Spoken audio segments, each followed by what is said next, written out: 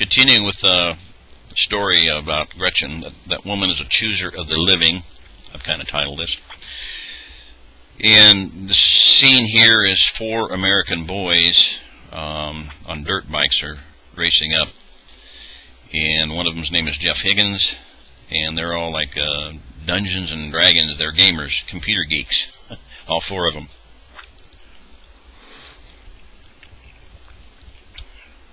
Chapter 18. The first thing Jeff Higgins saw clearly in the chaos of the camp ahead of him was the figure of a woman. Alone among the hundreds of people shouting and scurrying about, she was standing still. Still, silent, and very straight. Her hands were tucked under her armpits, and she was staring at him. Jeff's motorcycle hit an unseen obstacle in the field, and he almost lost control of the bike. For a few frantic moments, he could concentrate on nothing else. Fortunately, his skill with a dirt bike was not much less than his boasts, and he kept himself from a very nasty spill. When his eyes came up, he immediately looked for the woman. She was still there, still standing, still silent, and still staring at him. There seemed to be no expression at all on her face from what Jeff could tell at a distance, but something about her drew him like a magnet, and he steered his motorcycle toward her. Behind, his 3 friends followed faithfully. Afterward, his friends would tease him about that instant reaction, but their jests were quite unfair. What drew Jeff toward her was simply that she seemed to be the one island of sanity in a world gone mad. A serene statue, towering over a horde of squealing people, scuttling through a rabbit's warren of makeshift tents and shelters. It wasn't until he actually brought the bike to a skidding halt not more than 15 feet away that he finally got a good look at the woman herself. Okay, I'm not going to read everything here. He was suddenly overwhelmed by shyness, as he always was in the presence of very pretty young women, especially tall young women with an air of self-confidence and poise. The fact that the woman in question was wearing a dress that was not much more than a collection of sewn-together rags, was barefoot, and had a streak of dirt on her forehead didn't matter in the least. All that registered on Jeff and closed his throat was the face itself. Long blondish hair, light brown eyes, straight nose, full mouth, strong chin. Oh, she's so lovely, choke. Larry Wilde's voice coming from behind didn't help a bit. Leave it to Higgins to spot her, his friend snickered. Now watch him blow his opening line. Hey, lady, whispered Jimmy Anderson, loud enough to be heard in China. You want to see my computer? I got a really great Pentium. Jeff flushed. Shut up, he snapped, turning his head. The movement brought his eyes to bear on the Protestant soldiers they had swept past on their way to the camp. The mercenaries were much closer now, not more than 50 yards away, and charging forward like he didn't want to think about that. Jeff Higgins, for all his precocity, was still a small-town boy at heart, but he wasn't that innocent. Neither were any of his friends. All 3 of them turned around in their bike saddles, staring at the mercenaries pounding toward them. What do we do? Asked Eddie Cantrell. Mike said warn 'em off, muttered Larry, but I don't think those guys are going to listen to any warning. Jeff brought his eyes back to the woman. She was still staring at him. Her face was totally expressionless. For all that he could tell, she hadn't moved a muscle since he first spotted her. Her mind seemed to be a complete blank. Was she mentally retarded or something?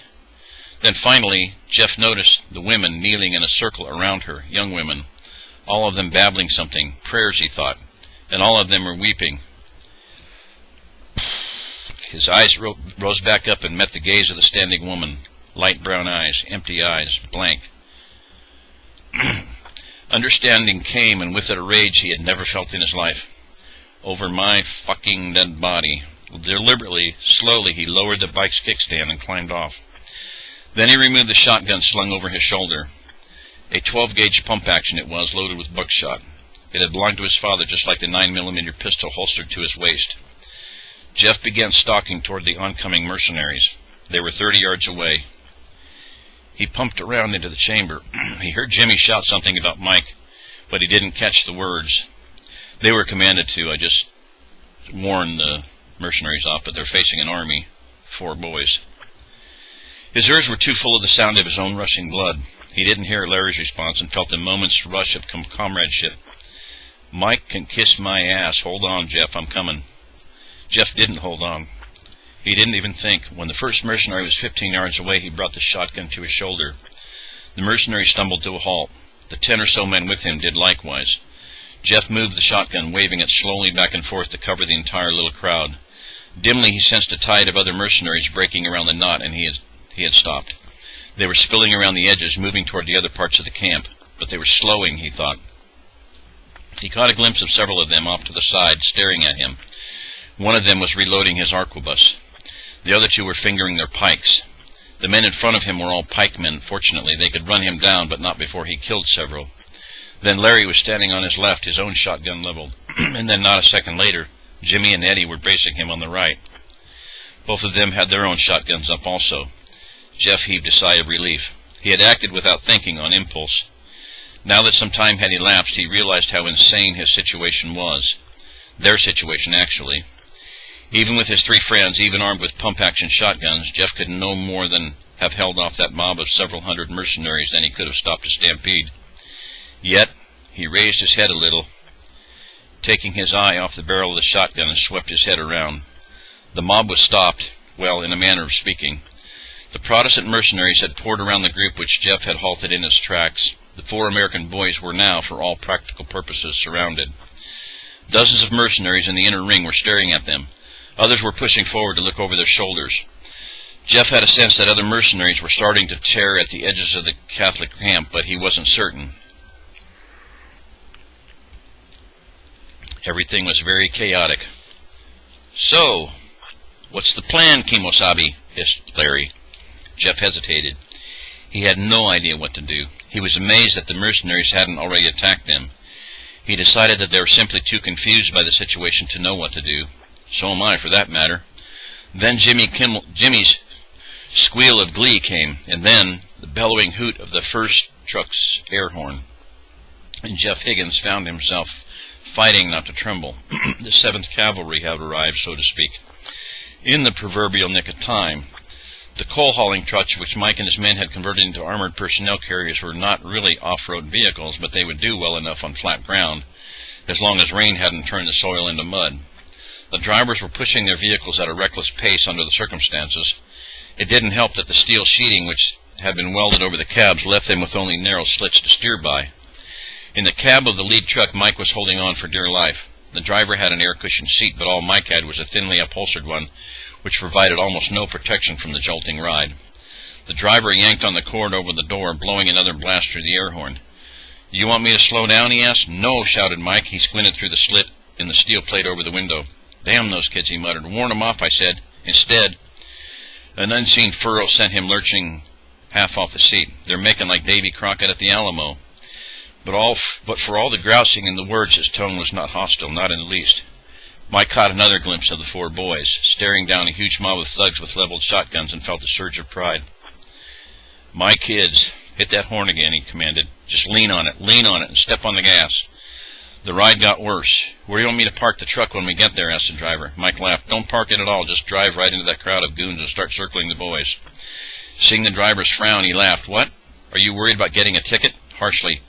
"I don't give a damn if you crush 50 of those bastards. Just do what I say." He caught a glimpse of a man on horseback, floridly dressed, Ernst Hoffman.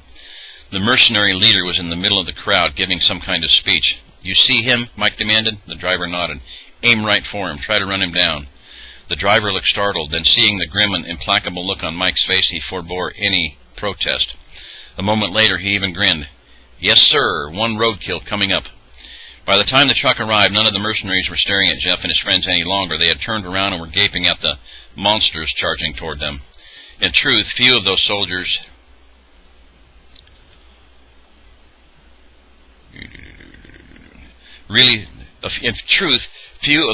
really thought the oncoming trucks were monsters.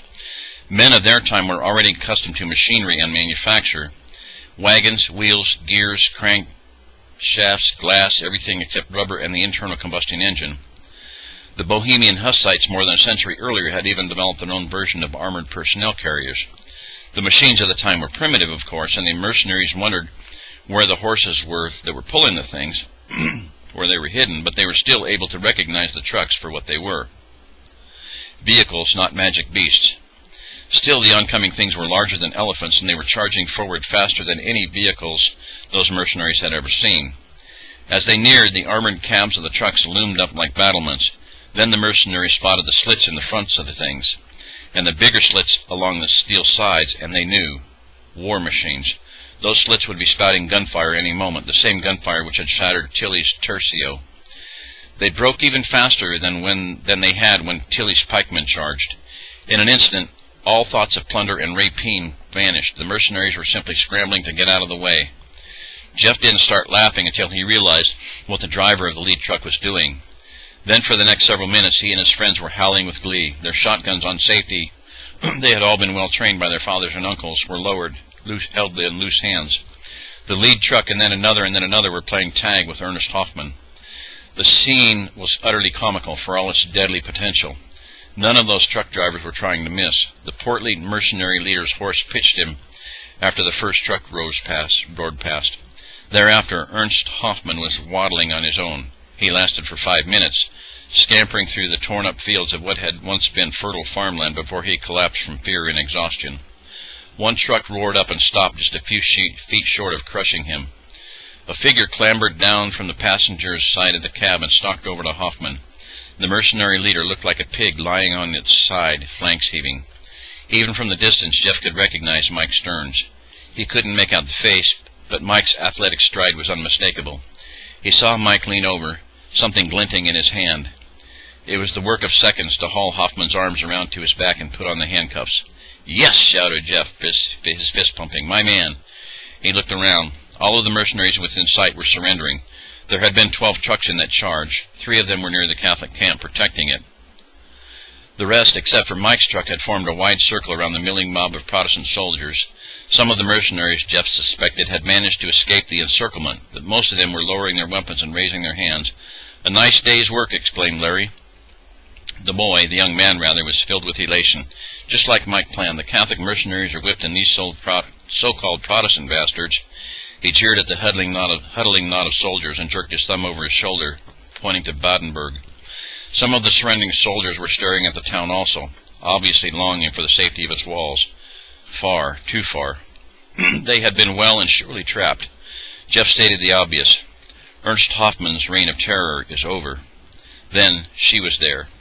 Jeff had quite forgotten her in the excitement of the standoff. She didn't say anything. Her face still seemed as blank as ever. She just stared at him. Light brown eyes. She extended her hand. Her hand was large for a woman and not at all delicate. The fingernails were blunt, worn short by labor. When she shook Jeff's shoulder and squeezed it, he was astonished by her strength. She spoke. Her words were a pidgin mishmash, German and heavily accented English mixed together. "Bitte, please, I need help." She pointed to an outhouse nearby. To Jeff, the structure looked like something out of Middle Ages. Probably when it was built, too. Yuck, thank God for plumbing. Insistently, the woman gave his shoulder a little shake. "Please, need help, please." Puzzled, Jeff slung his shotgun over his shoulder and nodded. The woman led him toward the outhouse, striding quickly. Behind him, Jeff's friends followed. The cluster of older women and children huddled to one side and began running toward the outhouse. What the hell was going on? The woman ahead of him reached the outhouse first. She seized the door and practically wrenched it loose, almost snapping the leather hinges. For a moment, Jeff was dazzled by the strong, shapely figure outlined under the tattered and shapeless dress. Even the woman's dirty, bare feet seemed lovely to him. A moment later, the woman, frantically know almost about it, had entered the outhouse and was lifting the wooden seat up, wrestling with it, pitching it out the door. Jeff scuttled aside hastily, barely avoiding the horrid missile. What the hell is she doing? Is she crazy or something? Then when he heard the first wail, he knew. He was so stunned he couldn't move. Dimly to one side, he saw Larry turn away and double up, vomiting. Behind him, he heard Eddie hiss with shock and horror. Jimmy came up alongside him, muttering, "I can't believe this, I can't believe this." The woman bent over, extending her arms. A moment later, her back arched with effort. Jeff saw her face turning toward him. She saw the look of silent pleading. "Please, need help." Jimmy was still muttering, "I can't believe this, I can't believe this." Jeff was paralyzed. The face. "Please, need help." The breath blew out of Jeff's chest. He hadn't realized he'd been holding it. Jerkily, he scrabbled the shotgun off his shoulder and thrust it to Jimmy. "Hold this." An instant later, he was stepping forward. Then, seeing the straining frenzy in the face ahead of him, began running. He was at her side in seconds. Looking over her arm, he saw the face of a young girl staring up at him from a black pit. The girl's expression combined terror and, "Sheesh, they must be suffering in there." Almost violently, Jeff thrust his arm into the hole. The woman crowded alongside him and was holding the girl's hands. He seized the girl's wrist. Between them, heaving, they hauled the girl out in seconds. Jeff, flinching from the smell, almost threw her out the door, but he managed to transform the motion into a simple toss. The girl landed on her knees, gasping for breath. Then almost immediately she began vomiting alongside Larry. Her tattered dress was crawling with spiders. Eddie and Jimmy were staring at him. Jimmy was still muttering, "I can't believe this, I can't believe this." Angrily, Jeff pointed at the girl. "Help her. At least get the spiders off of her." He didn't wait to see if they obeyed. He turned back into the outhouse and took his place alongside the woman. Another girl, another heave, out. This one didn't vomit, judging from the sounds coming from behind her. Just gasped and gasped before breaking into sobs. Another one, out. He and the woman had the procedure down. Now, each take a wrist, heave, get them out of here. Another. Jeff almost lost it then. A baby? Fortunately, the woman could handle the baby on her own. Jeff was locked into paralysis, fighting down his nausea. Seeing another white face in the darkness, the last, thank God, he managed to control himself. He didn't wait for the woman to return. Just bent over, seized, heaved, he drove off hideousness with humor. Coach would be proud of me. He did not toss the last girl out of the outhouse. Something in him rebelled, demanding that a measure of dignity be returned to a world swirling down into utter foulness. Holding the girl under the armpits, ignoring the spiders on her shoulder and the one crawling down his arm, he carried her out and set her gently on her feet. The gesture was pointless, perhaps. The girl collapsed immediately and began retching. But Jeff still felt the better for it. He held out his arms, examining. One spider, no more. A quick flick of the fingers did for that. Jimmy and Eddie were crowding around him, then backed away. "Thanks a lot," grumbled Jeff. "Can you see any more spiders?" After circling him for a few seconds, his friends shook their heads. Jeff was almost amused by the paleness of their faces, but not much. He didn't doubt his own face was just as pale. He was feeling a bit giddy right now. He realized Eddie had been holding back his breath. Trying to restore his calm, he turned his head back and forth, examining the scene around him. The area was now packed with Americans. 2 of the coal-hauling trucks had pulled up near the outhouse and disgorged the miners who had been inside manning the rifle slits. Other Americans had begun to arrive in pickups, all of them being drawn by the commotion at the outhouse. A young man pushed forward from the crowd, Harry Lefferts. His camouflage was bulked up in his midsection by the bandages he was still wearing from the first day's gunfight. He held his rifle in one hand, muzzle pointing to the ground. "I can't believe this shit," muttered Harry. He shook his head, turned, and fixed his eyes on a German prisoner standing a few feet away. The man had his hands raised, clasped on top of his head. Little girls would rather hide in a shithouse and deal with these fuckheads. Harry gave the German prisoner a very savage grin. "Go ahead, asshole," he shouted, hefting his rifle. "Look at me cross-eyed, why don't you? Spit on the ground, anything, just give me an excuse so I can blow your brains out." The German obviously didn't understand the words, but just as obviously he did understand the essence of them. He kept his hands firmly clasped on top of his head and kept his eyes carefully away from Harry. Smart move, thought Jeff. He looked around. All the German soldiers were now behaving as meekly as lambs. Harry's reaction to seeing the girls being hauled out of the outhouse was very typical. Many of the coal miners were taking the opportunity to express their opinion of Hoffman's mercenaries, usually right in their faces. Obviously quite prepared to shoot if anyone gave them any trouble. Trouble, needless to say, was conspicuously absent. The prisoners were thoroughly intimidated. Mike Stearns arrived then. After hearing a quick muttered explanation from Harry, Mike walked over to the group of girls and stared at them. The girls were still on their knees, but they were not vomiting anymore. Jeff didn't think there was anything left to vomit. Just 4 girls, gasping for breath. Old women surrounded them, still brushing off spiders. Jeff was standing close enough to hear Mike's whisper. "They can't be more than 13 years old." His face was as pale as a sheet. Mike's faint freckles were normally almost invisible. Now they shone like stars in the sky, red stars, Antares, and Mars. Jeff could sense the big man's effort to control his temper. Hearing the whisper, the young woman whom Jeff had helped stared up at Mike's face. She seemed to flinch for an instant. Then rising, she stood straight before him. Hands at her sides, back stiff, shoulders square. She was shielding her family again, Jeff realized, from the blows she expected to come from Mike. He saw her turn her face aside, still level but presenting the cheek. Mike understood also.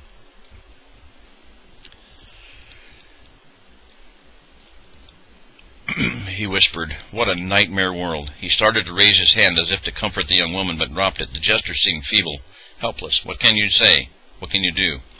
The leader of the strangers came up just as Gretchen and her family were cleaning the last of the spiders off of the girls. Gretchen was so relieved to see that all of them were unharmed. Filthy, yes, but unharmed, that she never noticed his arrival. Not until he was standing right next to her and whispered something did she realize that he was there. Startled, she looked up. Then when she saw his face, she stood erect. She recognized the leader.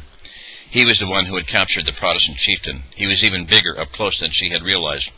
Not as big as Ludwig, but this man could have broken Ludwig in half. Gretchen didn't doubt that for a moment. The American leader was the scariest man she had ever seen in her life. Much scarier than even Diego the Spaniard. It was not so much the sheer size of the man, not even when that size contained nothing but bone and muscle, as he himself. He loomed above her like something out of old legends. She barely noticed the mottled clothing and the odd helmet. Why put a lamp on a helmet? She only saw the face, the anger in it. She knew the ancient warriors of Teuton myths. Gretchen assumed that the leader was angry at her and her family. The Protestant soldiers also, of course, but mostly her. Because of her, some of his newly captured women were so foul no man would touch them, not even soldiers. She felt herself cringing and fought it down. Cringing before men only fed the flames. She turned her head, bracing herself for the beating. She knew from experience that a blow on the cheek was the easiest to handle, but the man simply turned away. He muttered something to the young man who had helped her. The young man nodded and turned toward Gretchen. She realized that the leader had instructed him to watch over her. She glanced around. The victor's camp followers were arriving. She was astonished to see a Moorish physician in their midst. Only powerful people could afford Moorish or Jewish doctors. Then she saw 2 or 3 women moving through the camp and was astonished again. Each of them was wearing a white armband with a red cross emblazoned on it. A religious order, apparently. Gretchen almost laughed. The piety of the insignia went very poorly, she thought, with those brazen bare calves. One of the women had a dress so short it showed her knees. Then another thought drove out all humor. She turned, looking for help from the same man who had provided it twice already. The man who had helped save her and her sister might help save her brother, if Hans could be saved at all. Mein Bruder, Hans! The woman pointed toward the battlefield. Jeff, looking, saw that the distant field was now covered with people, moving slowly through. He swallowed. There were so many bodies there, so many. Pliss, she repeated. Mein Bruder, Hans. Eddie Cantrell spoke hesitantly. I think she's looking for her brother, Jeff. Jeff looked back at the woman. She was not much shorter than he was, he thought. At least her eyes seemed very level. Light brown eyes. Pliss. Sure, madam, he replied. I'll be glad to help you look for your brother. He ignored the chuckles as he and the woman walked away, with great dignity, he thought. He even managed to ignore Larry's parting remark. See, that's an opening line, Stoop. Flowers will work, too. Then, half shouting, beats the last stand at the Alamo, you crazy jerk. All right. End of chapter 18.